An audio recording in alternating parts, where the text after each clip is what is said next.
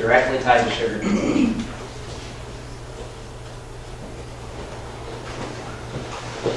Okay, so addiction.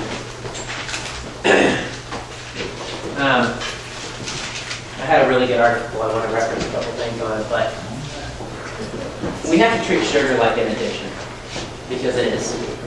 You know the definition of an addictive substance? Sugar fits that to the T. The way it was put in this article, I read a lot of good articles, is that you took a huge plate of broccoli or a huge plate of apples, nobody would probably gorge themselves on that because those aren't addictive foods. But if you took a big plate of donuts or a big plate of cookies, you might eat that until you're sick because it's an addictive substance. It's the same way with nicotine. It's the same way with alcohol. And we know scientifically for a fact that sugar acts the same way in the body as these drugs do by targeting our dopamine receptors, the feel-good receptors. Okay? These addictive substances trigger that and make you feel good. And that's why they're so hard to come off of. And like I said, in the handout, there's some tips on coming off of that, but one of those that I put in there is going cold turkey, literally treating it like a drug. Sometimes that's what you have to do. Sometimes that's what it takes. And everybody kind of has to find their balance. For some people, they can do raw honey and agave and good quality sugars and fruits and things like that and be okay. For other people, that might be all it takes to kind of flip that switch. For some people, I don't know if anybody can relate to this, I'm kind of an all or nothing person. There's not a lot of middle ground with me. That's one thing I've really tried to train my body on, is to be more balanced and be more middle ground. But a lot of times I have a switch, and that switch is either on or off. Anybody relate to that?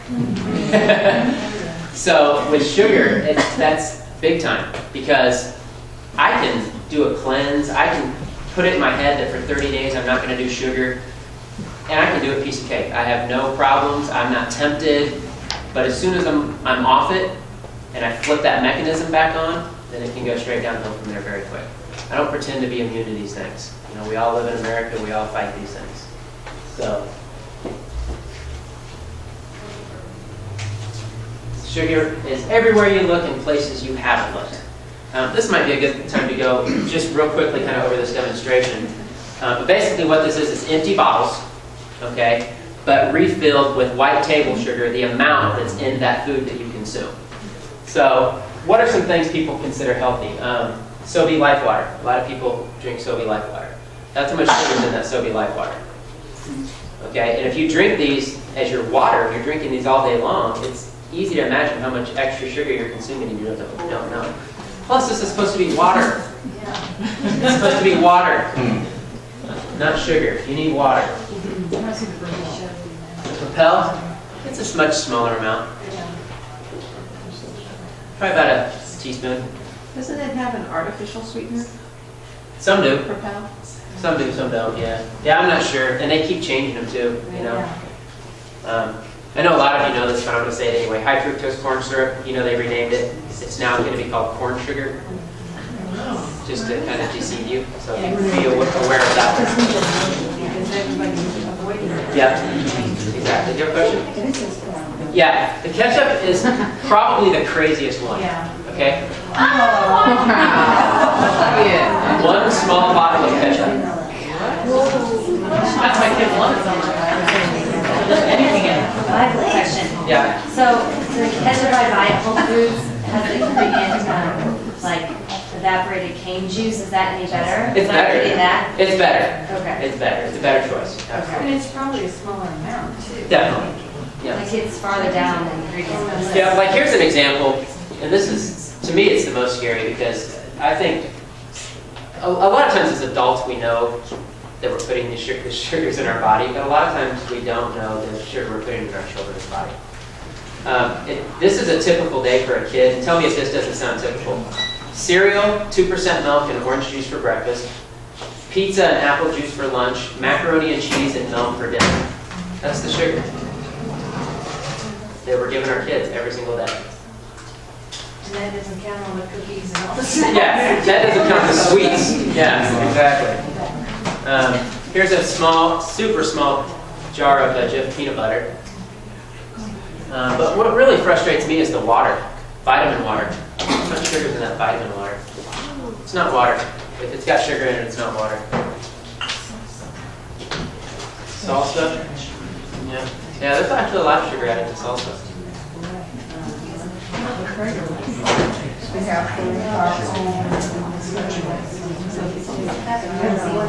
Pepsi? Yeah, you drink 3 or 4 of those a day, those bad boys. Yeah.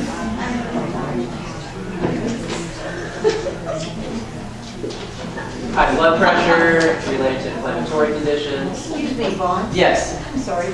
It's okay. Just put that chair over on the side so she has a chair to sit on. Oh gosh, yes. Hi, Elizabeth. I know there's a few chairs up front, so free, so. All right, I see you over there. She just came in, thank you Okay. for doing that. Sure. Diabetes, a disease of extravagance.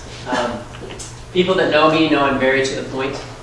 Unless you have type 1, which is different, where your body is not producing insulin, if you have type 2 diabetes, especially it came on, quote unquote, adult onset diabetes, it's 100% related to the sugar that you put in your body, period. I don't care what anyone else tells you, what any doctor tells you, you're in complete control of that. They've done lots of research studies.